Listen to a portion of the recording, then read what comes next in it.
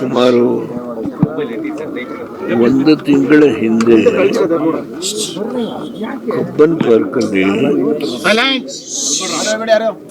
ಅಲ್ಲಿ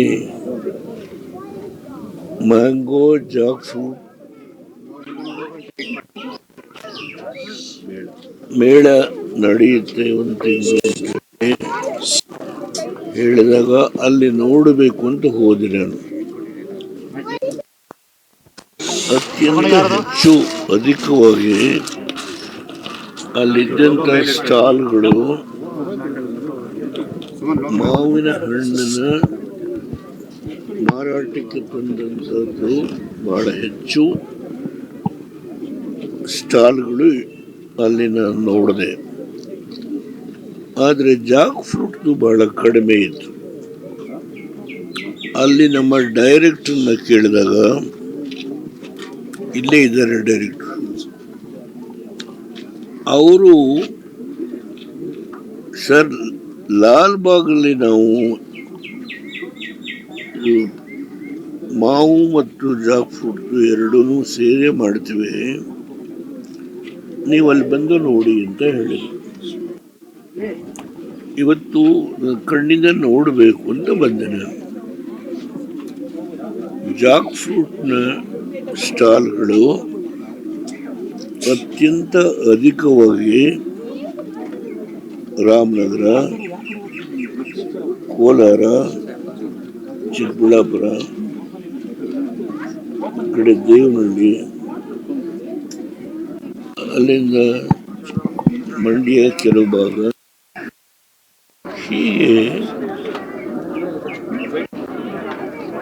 ಅತ್ಯಂತ ಅಧಿಕೃತ ಬೆಲೆ ಮಾಡತಕ್ಕಂಥ ಹಣ್ಣು. ಒಂದು ಹಣ್ಣಿಗೆ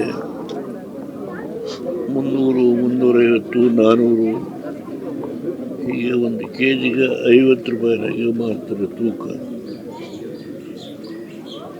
ನಾನು ಕಣ್ಣಿಂದ ನೋಡಿದ್ದೇನೆ. ಈ ವಿಷಯದಲ್ಲಿ ಪಾರ್ಲಿಮೆಂಟಲ್ಲಿ ನಾನು ಮಾತಾಡಿದ್ದು, ಇರ್ತಕ್ಕಂಥ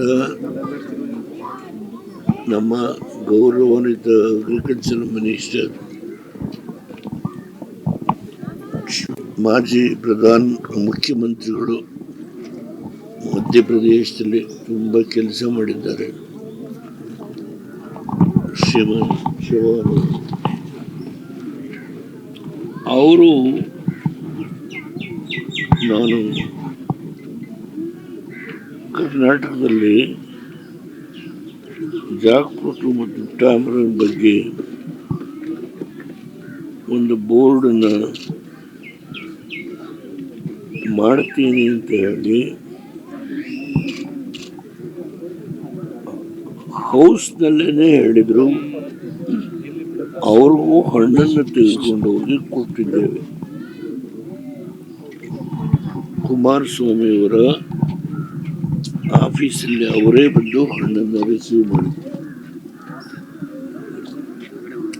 ಅಗ್ರಿಕಲ್ಚರಲ್ ಸ್ಟ್ಯಾಂಡಿಂಗ್ ಕಮಿಟಿ ಮೆಂಬರ್ಸ್ಗೆಲ್ಲರಿಗೂ ಹಲಸಿನ ತೋಳಿನ 4 ತೋಳುಗಳನ್ನು ಪ್ಯಾಕ್ ಮಾಡಿ ಬಹಳ ಕ್ಲೀನಾಗಿ ಅದನ್ನು ಅವರಿಗೆ ಕೊಟ್ಟರು.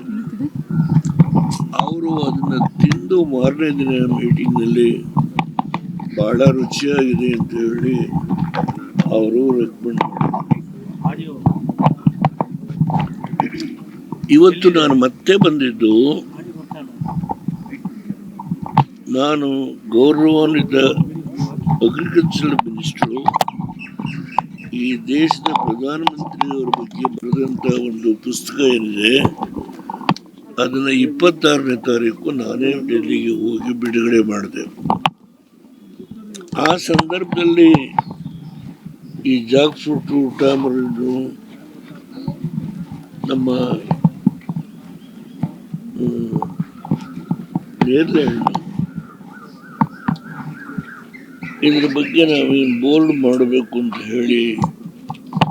ಹೇಳಿದ್ದಕ್ಕೆ ಅವರು ಸಮ್ಮತಿ ಕೊಟ್ಟು ಒಂದು ಭರವಸೆ ಕೊಟ್ಟಿದ್ರು. ಆ ಪುಸ್ತಕ ಬಿಡುಗಡೆ ಮಾಡುವಾಗ ಆ ಸಂದರ್ಭದಲ್ಲಿ ಹೇಳೋದು ಸರಿಯಲ್ಲ ಅಂತ ಹೇಳಿ ನಾನು ಅವತ್ತು ಹೇಳಲಿಲ್ಲ. ಈಗ ನಾನೇನು ರಾಜ್ಯಸಭಾ ಸದಸ್ಯ ಅಲ್ಲ, ನಮ್ಮ ಟರ್ಮು ಮುಗಿದೋಗಿದೆ. ಆದರೂ ಒಬ್ಬ ರೈತನ ಮಗನಾಗಿ ಬಹುಶಃ ಇವತ್ತು ಮನೆಗೆ ಹೋದ್ಮೇಲೆ ಅವರ ಗಮನಕ್ಕೆ ಈ ವಿಷಯವನ್ನು ಪುನಃ ತರ್ತೇನೆ. ತಂದು ಅವರು ಹಿಂದೆ ಕೊಟ್ಟಂಥ ಭರವಸೆ ಏನಿದೆಯೋ ಅದನ್ನು ಈಡೇರಿಸಿ ನಮ್ಮ ರೈತರಿಗೆ ಇರತಕ್ಕಂಥ ಸಂಕಷ್ಟವನ್ನು ಬಗೆಹರಿಸಬೇಕು ಅಂತ ಹೇಳಿ, ಇದು ಬಡವರು ಬಳಕೆ ಮಾಡುವಂಥದ್ದು ಹಲಸಿನಣ್ಣು. ಅದರ ಬೀಜ ಸಾರಿಗೆ ನಾವು ಬಳಕೆ ಮಾಡ್ತೀವಿ.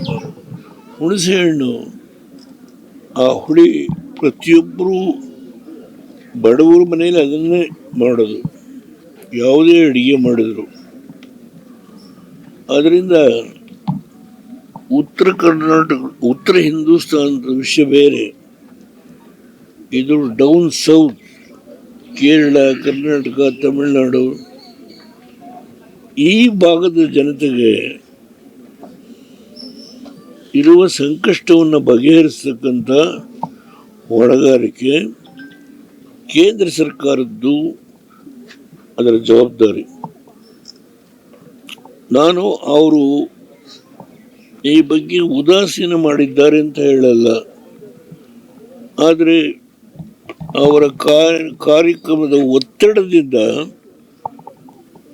ಏನು ಭರವಸೆ ಕೊಟ್ಟಿದ್ದಾರೋ ಅದನುಷ್ಠಾನಕ್ಕೆ ಇನ್ನೂ ತರಲಿಕ್ಕಾಗಿಲ್ಲ. ಪುನಃ ಇವತ್ತೇ ಮತ್ತೊಮ್ಮೆ ಏನು ನಾನು ಕಣ್ಣಿಂದ ಎಲ್ಲ ಸ್ಟಾರ್ಗಳನ್ನು ನೋಡ್ಕೊಂಡು ಬಂದಿದ್ದೇನೆ, ಕೆಲವು ಹಣ್ಣಿನ ರುಚಿಗಳನ್ನು ನೋಡಿದ್ದೇನೆ. ನಾನು ಮತ್ತೊಮ್ಮೆ ಇವತ್ತೇ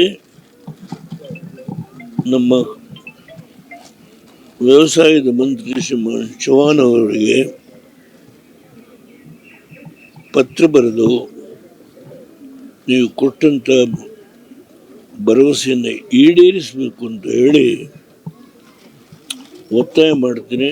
ನನ್ನ ನಂಬಿಕೆ ಇದೆ ಅವರು ಇದನ್ನು ಕಾರ್ಯಗತ ಮಾಡ್ತಾರೆ ಅಂತ ಹೇಳಿ.